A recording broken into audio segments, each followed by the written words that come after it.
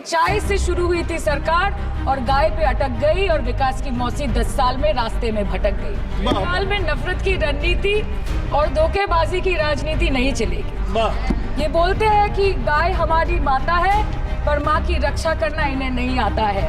Sir, इस देश के लोगों का यही है किस्सा कि जिसको जिताया वो राजा की तरह जाएगा और जिन्होंने जिताया वो फकीर की तरह। और 3 से 303 से 240 के आंकड़े बोलते हैं कि इस बार जो आप चले गए तो दोबारा लौटने की संभावना नहीं हो। पैगाम दिया कि पश्चिम बंगाल में नफरत की रणनीति और धोखेबाजी की राजनीति नहीं चलेगी। महोदय, मैं उम्मीद करूंगी कि आज आप मुझे पूरा बोलने का मौका दें, क्योंकि हाल ही में हुए नीति आयोग की जो मीटिंग हुई थी वहां पे हमारी माननीय मुख्यमंत्री, जो देश की एकमात्र महिला मुख्यमंत्री भी है, उनका माइक बीच राह में ऑफ कर दिया गया था। वो बंगाल के अरे अभी तो शुरुआत है, ये तो ट्रेलर है, पिक्चर बाकी है।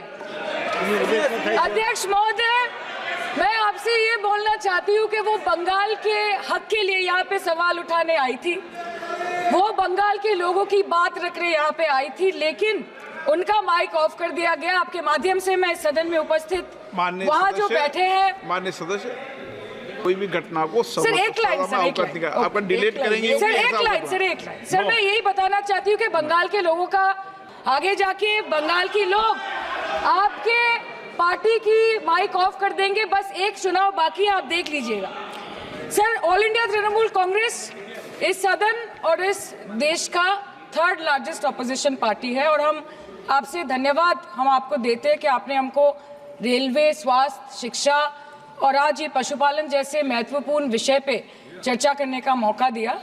लेकिन तृणमूल कांग्रेस आगे जाके देश के हर महत्वपूर्ण मुद्दे पे बात करेगा, चाहे वो चीन का अनैतिक रूप से इस देश में प्रवेश हो या वो 700 से ऊपर आंदोलन जीवी किसानों की माननीय सदस्य, आप पहली बार बोल रही हैं, मैं आपको हस्तक्षेप नहीं करना चाहता, लेकिन जिस अनुदानों की मांगों पर चर्चा सर अभी आ रहे सर, नीट के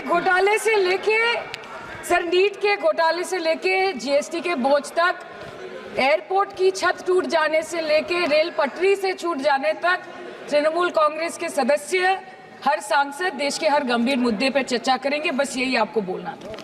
हमारे किसान अपनी मवेशी को, अपनी फसल को माँ की तरह पूछते हैं। जिस खेत में वो हल चलाते हैं उस जमीन को नमन करते हैं। इसका जवाब अगर आप देश के किसान से पूछेंगे तो वो आपको यही बात बोलेंगे कि चाय से शुरू हुई थी सरकार और गाय पे अटक गई और विकास की मौसी 10 साल में रास्ते में भटक गई। सर, किसान खुद क्या खाएंगे? अपने परिवार के लोगों का खिलाएंगे? अपनी गाय, भैंस, भेड़, बकरी को क्या खिलाएंगे? सर, ऐसे ही वारदात होते हैं जहां गरीबी से जूझता हुआ एक किसान उसको अपनी गाय, भेड़, बकरी को बेचने में मजबूर करते हैं और अंत में जाके वो अपनी खुद की जान ले लेते हैं। सर, पिछले 10 सालों में 1,12,000 किसानों ने इस देश में आत्महत्या की। एनसीआरबी की एक रिपोर्ट के अनुसार 10 साल में हर दिन इस देश में एवरेज में 30 किसान हर दिन अपनी जान ले लेते हैं। सर, इस देश के लोगों का यही है किस्सा कि जिसको जिताया वो राजा की तरह जाएगा और जिन्होंने जिताया वो फकीर की तरह। सर, ये बहुत गौरक्षा की भी बातें करते हैं। देश के लोगों को ये पता होना चाहिए, ये बोलते हैं कि गाय हमारी माता है पर माँ की रक्षा करना इन्हें नहीं आता है।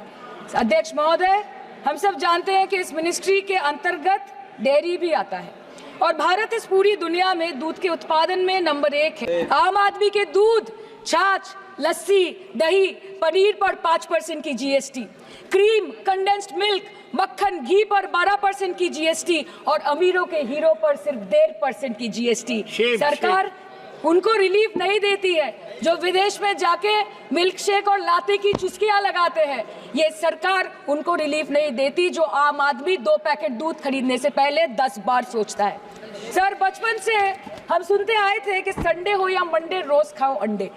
India rank 2nd in egg production in the world और अंडे का फंडा यही है सर कि भारत के बच्चों के किस्मत में महीने में एक अंडा नहीं मिलता। मिड डे मील के चलते हफ्ते में अगर एक आध अंडा मिल भी रहा था तो कहीं धर्म के नाम पे तो कहीं महंगाई के चलते उसे बंद करने की मांग उठ रही है। अरे उधर वाले, बता इसमें बुरा क्या है? हवा के 4 झोंके अगर इधर से भी गुजर जाए तो। ना इस बीजेपी सरकार ने पिछले 10 सालों में इस देश के लिए क्या किया, उससे बड़ी तालिका बनेगी कि 10 साल में क्या क्या कर सकते थे पर किया नहीं। 2014 में जो किसान मोदी है तो मुमकिन है सोच के और अच्छे दिन के ख्वाब देख के बीजेपी को वोट दे रहा था, आज 10 साल बाद वो बोलता है कि मोदी है तो नामुमकिन है। शायद अभी वो किसान है भी नहीं। तो इसीलिए मैं बोलना चाहती हूँ कि समय बड़ा महत्वपूर्ण होता है अध्यक्ष महोदय और बड़ा बलवान। बंगाली में हम एक बात बोलते हैं कि समय गेले साधन होबे ना। इसका मतलब यही है कि अगर समय चला गया तो साधना नहीं होगी, अगर भक्त रूठ गए तो आराधना नहीं होगी। और 3 से 303 से 240 के आंकड़े बोलते हैं कि इस बार जो आप चले गए तो दोबारा लौटने की संभावना नहीं होगी। तो यही बोल के मैं अपनी बात खत्म करती हूँ। Thank you so much.